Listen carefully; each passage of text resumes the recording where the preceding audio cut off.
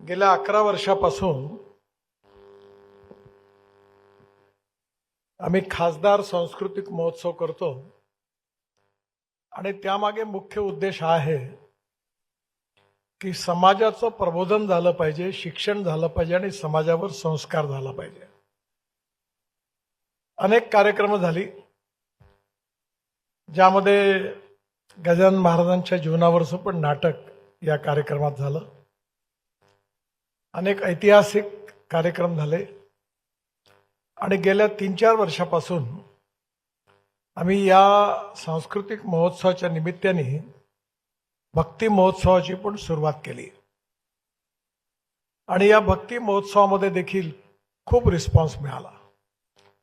रोज सकाळी 6:30 वाजता कधी 5,000, कधी 8,000, कधी 10,000 लोक एकत्रित होतात आणि त्या ठिकाणी गजानन महाराजांच्या पोथीचं देखील त्या ठिकाणी पठण झालं. दररोज नवीन नवीन विषय असतो आणि त्यावर अनेक भक्त भाग घेत असतात आणि त्यावेळी स्वाभाविकपणे हे कार्यक्रम करत असताना 3 गोष्टी खूप चांगल्या घडल्या.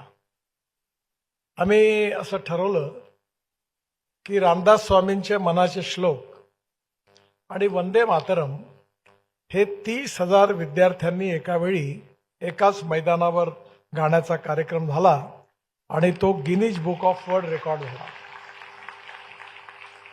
मग मागच्या वर्षी म्हणजे या वर्षी आता भगवद्गीतेचे 3 अध्याय एकाच वेळी 53,000 विद्यार्थिनींनी त्याचं पठण केलं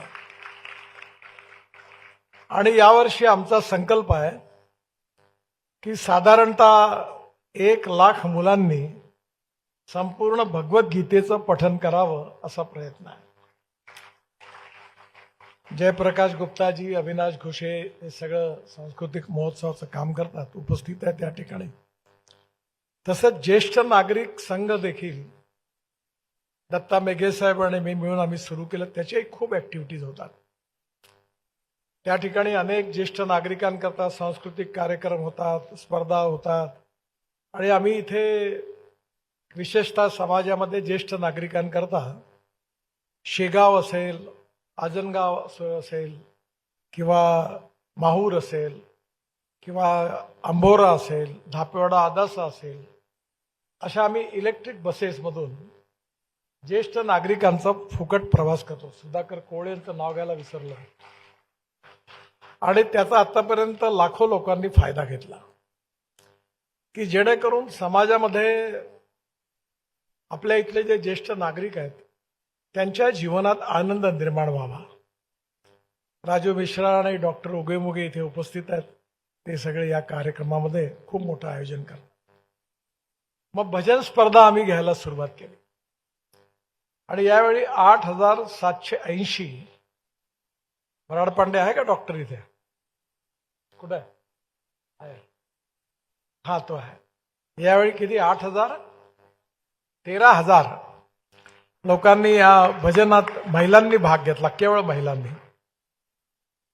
मग माझ्या मनामध्ये आलं की आता समाजामध्ये अनेक वाईट प्रवृत्ती देखील वाढत आहेत आणि म्हणून आपण मोठ्या प्रमाणावर भजनाचा छंद नवीन पिढीला निर्माण झाला पाहिजे म्हणून 5,000 भजन मंडळींना आम्ही तबला पेटी दिली की जेणेकरून त्यांनी भजन म्हणावी. मला अतिशय आनंद आहे की यावेळी तुकडोजी महाराजांच्या भजनाच्या खंजिरी स्पर्धा याच हॉलमध्ये झाली आणि त्यामध्ये पण जवळपास 5,000पेक्षा जास्त लोकांनी विदर्भात भाग घेतला आणि त्यांना या ठिकाणी बक्षीसही मिळाली आणि अतिशय मोठं आयोजन झालं. आपली जी पंढरपूरची यात्रा आहे, ही वारी जी आहे त्याच्यावर एकाच वेळी 3,000 कलाकारांनी स्टेजवर संपूर्ण वारीचं दृश्य या ठिकाणी सांस्कृतिक महोत्सवात निर्माण झालं. एकीकडे भारतातले उत्कृष्ट गायक असतील, फिल्म अभिनेते असतील, यांचे जसं कार्यक्रम झालं तसं लोकांचं प्रबोधन झालं पाहिजे, प्रशिक्षण झालं पाहिजे, संस्कार झाले पाहिजे, ही त्यामागे मुख्य भावना होती.